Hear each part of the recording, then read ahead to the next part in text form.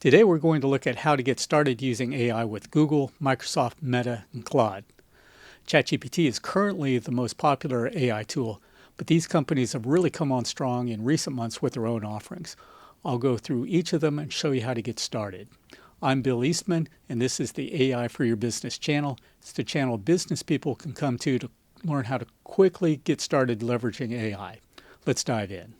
We'll start with Google. Until about 3 weeks ago, Google was really behind in AI, but then in December it released a slew of products to get back into the game. I'm just going to review their chat product today, but I'll review the others in upcoming episodes. Google's products in AI go by the name of Gemini. Just go to gemini.google.com to get started. Gemini's chat interface looks similar to ChatGPT. You have a text box to enter your prompts and a panel on the left showing you your previous chats. Within the panel, you see some of the usual buttons like Help and Settings.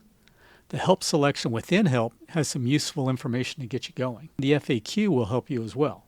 Under Settings, you have Extensions, which lets you leverage a number of Google tools. We'll cover those more in an upcoming episode.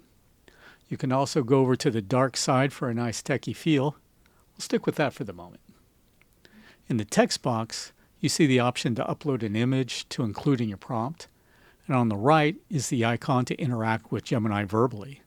There isn't a link to utilize web search, but Google uses Google, naturally, when required. There's no icon to upload a file here. Unfortunately, you need to upgrade to Gemini Advanced at $20 a month for that capability. Let's ask a question. I'm going to be a little lazy here. If you watched my last episode, you know I need to be much more specific and thorough to get an optimal response. What are 3 ways that my bakery can promote sales of our new cinnamon chai? And we see a pretty solid response given the lack of detail and context in the prompt. Below, we see that we can regenerate the response if it doesn't suit you. You can export the response to a document, begin drafting an email. You can copy it or have Google fact check the response. Let's give that a try. It looks like Google thinks we're in the clear. If you upgrade to the advanced version, you'll see additional options to polish your prompt or your response. But for the moment, let's move on to Microsoft. Microsoft doesn't have its own large language models due to its relationship with OpenAI, but it is integrating AI into all of its tools such as Microsoft Office. Microsoft uses the brand name Copilot for its AI tools.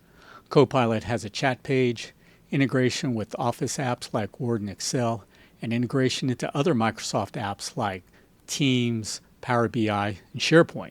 The Microsoft Copilot chat page can be found at copilot.microsoft.com. If you click this Copilot icon, then the page is similar to ChatGPT or Google Gemini, with the text box, the ability to see past chats, to upload images into your prompt, and to use audio mode. It uses Bing for search so you can get up-to-date information. To use Copilot with Microsoft Office apps like Word and Excel, you need to subscribe to Copilot Pro for $20 per month. And to add business apps like Teams, you'll need to get Microsoft 365 Copilot at $30 per month. Today, let's just take a look at the Office apps. Starting with Word, you see the Copilot logo in the upper left. Click on it, and a prompt window opens similar to the one in the chat page. Just enter directions and context to draft a document. When it's finished, you have options for editing different portions of the document or regenerating it altogether. Note that you can also load an existing document for context or rewrite that existing document. I think Copilot provides more value in Excel than in Word. It's not too difficult to get the same output in the chat page that you get in Word, but in Excel, Copilot is really convenient for analyzing or augmenting your existing spreadsheets. When you click on the Copilot icon, the prompt window opens on the right side of the screen. You can ask Copilot to analyze the data in the spreadsheet and create charts. Let's try one. Please make a chart of revenue by product. Okay, not bad. And you can ask it to suggest new columns based on the existing data that could provide additional insights. Let's give that a try. and it can highlight or format rows or columns based on your criteria and can reference multiple sheets in the workbook, which is pretty cool when you bring it all together. One catch with Copilot and Outlook is that you have to be using a Microsoft affiliated email account, so no Gmail. I have to admit I'm not using one at the moment, so I'm just going to share some screenshots. When you're writing a new email, you have the option to prompt it to create a draft similar to what you do in Word. If you click on the Copilot icon up here, the prompt window opens on the right side of the screen with some sample prompts. And below that is an icon to bring up even more sample prompts. You'll see that there's some pretty cool things that Copilot can do, such as pulling up action items in your inbox or alerting you of issues to look out for. Copilot in PowerPoint is useful as well. Similar to Word, you begin with the Copilot icon on a blank screen. You can open a prompt window, choose a file to create a presentation from, or open the prompt window on the right with some prompt ideas included.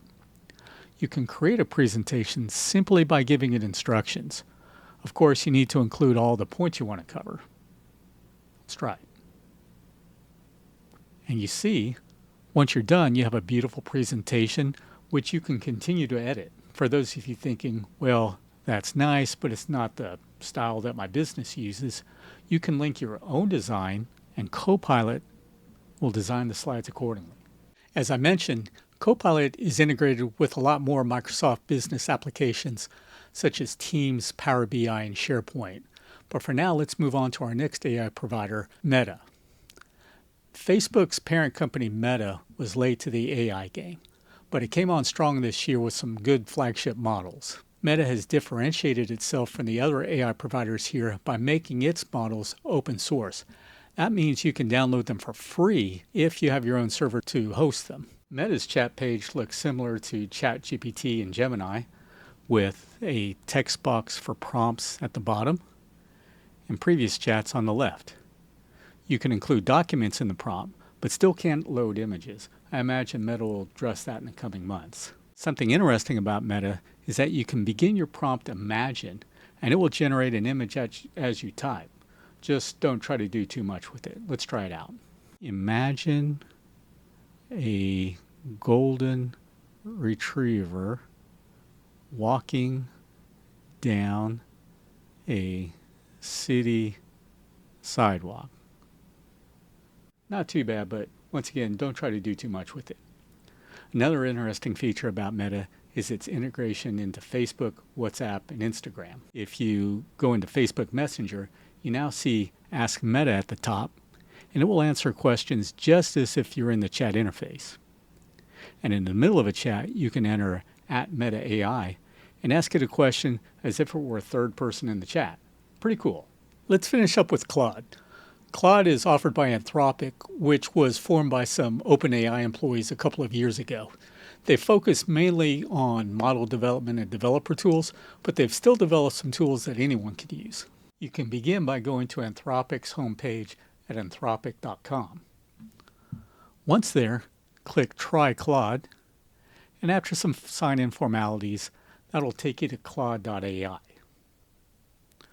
Claude's chat page is pretty much the same layout as the others.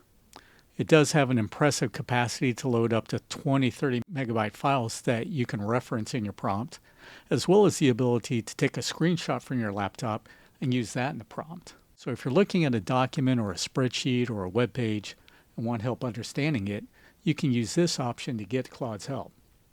Claude does have audio mode as well, but for the moment it's only available in the mobile app. But Claude's most impressive features are the quality of its models and its tools such as artifacts and projects that can simplify the creation of apps using AI.